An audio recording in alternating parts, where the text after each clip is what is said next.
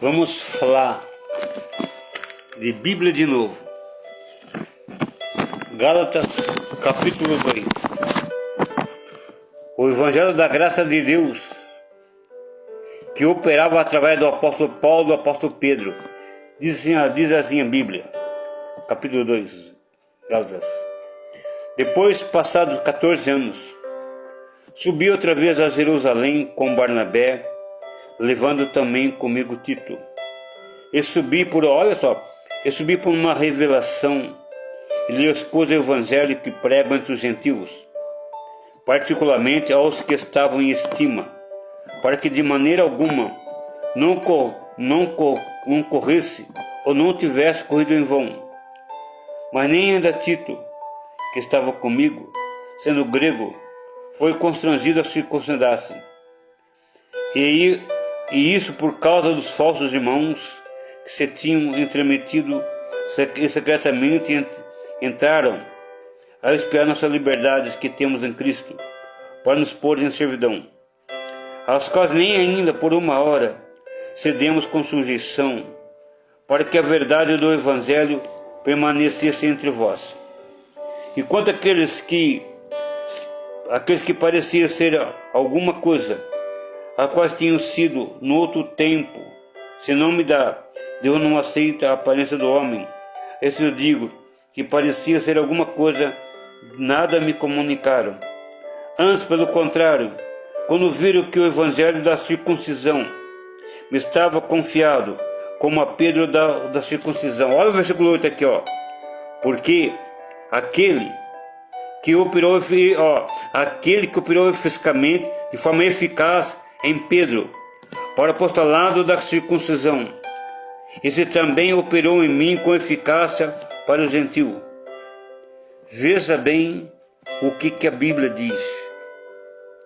O apóstolo Paulo traz uma dinâmica aqui. O mesmo Espírito que havia em Pedro, que operava em Pedro de forma eficaz. O que é eficácia? Porque o Evangelho da graça que eles pregavam era acompanhado de sinais de prodígio e maravilha. O apóstolo Pedro, ele ganhou 8.000 almas em 2 milagres que ele fez. Atos dos Apóstolos fala isso. Pedro ressuscitou pessoas, curou um homem. A Bíblia diz que as quais, vendo, creram, se converteram ao Senhor. Porque pastor de laboratório, igreja de laboratório, eles negam o milagre. Pastor de laboratório, aqueles que é formado numa sala de aula, aqueles que nunca conheceram o poder da graça de Deus, porque tanto Paulo como Pedro, Paulo teve um encontro com Jesus. Paulo foi o último que viu a Jesus Cristo. Disse Paulo, não viu o Senhor? Em 1 Coríntios capítulo 11, ele fala assim, na sinal da Santa Ceia, porque também o que recebi do Senhor também vos ensinei. O Evangelho da graça de Deus, quando nós recebemos o Evangelho da graça nas nossas vidas, tem que ser diferente. Não dá para separar o Evangelho da cruz, a mensagem da cruz, de não fatos sobrenaturais. Eu aprendo com a Torá, com a palavra de Deus. O meu espírito estava em Pedro, estava em Paulo. O efeito era o mesmo. Salvação de almas, edificação de igrejas, sinais e prodígios, mas acontecia.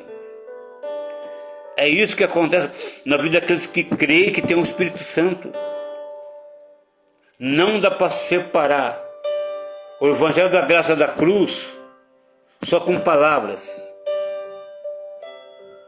Você já imaginou a dor de um pai que tem um filho drogado? Já imaginou a dor de um familiar que tem o seu ente querido enfermo, com uma enfermidade grave? Já parou para imaginar como é que são essas pessoas? Se pregar só de palavras, pastor de laboratório, eles não pregam porque eles não creem. O pecado de incredulidade é tão grave, tão sério, que o pai de João Batista, Zacarias, ficou mudo. O Evangelho de Lucas mostra que o anjo Gabriel foi enviado por Deus a Zacarias e a Isabel, sua esposa. A Bíblia diz que ambos eram retos, tementes a Deus e andavam de forma fiel em todos os preceitos do Senhor. A Bíblia diz que ele é sacerdote, ele estava ministrando. E quando o anjo se apresentou, ele ficou temeroso. Diz assim um texto bíblico de Lucas. Então disse o anjo Gabriel a Zacarias: Zacarias, as suas orações foram ouvidas, e eis que sua esposa lhe dará um filho, ao qual porá o nome de João Batista, ao qual ele será o precursor de Jesus. Disse Zacarias: como será isso? Veja bem, ele era sacerdote, ele é fiel, porém ele não creu. Como será isso? Porque se eu e minha esposa, a gente é avançada de idade. Disse o anjo Gabriel: olha só a gravidade desse anjo. Eu sou Gabriel, que assisto diante de Deus. Eis que não creste, fui mudo, porque não creste nas palavras que eu fui enviado a te dizer, que ao seu tempo se cumprirá. O pai de João Batista, foi punido pela incredulidade. É que hoje que opera nesse pastor de laboratório, incredulidade, não quebrando o sobrenatural. E nós queremos, volto a dizer, quando o familiar tem um filho nas drogas, na prostituição, a tristeza do pai e da mãe, aí Deus envia alguém lá com unção, o mesmo espírito que tinha Paulo e Pedro, que operaram de forma eficaz, vai lá e faz a obra. Essa é a nossa função. Paulo escreveu que o evangelho dele não é só em palavras, não. O nosso evangelho tem que ensinar. Jesus disse: os sinais seguirão os que crerem. Expulsariam demônio, curariam enfermo. Faz parte da Bíblia, da palavra de Deus. Não dá para separar a cura extraordinária. Aquela mulher do fluxo durante 12 anos. Tem que ter. Porque o Espírito que está em mim, está em Paulo, ele opera. Não dá para desassociar o Espírito Santo da obra de libertação da idolatria, da feitiçaria, da prostituição, da moralidade, de tudo. Para Deus libertar um homossexual, um ladrão, traficante, precisa de poder de Deus. E é isso que Jesus veio. Jesus veio trazer vida eterna.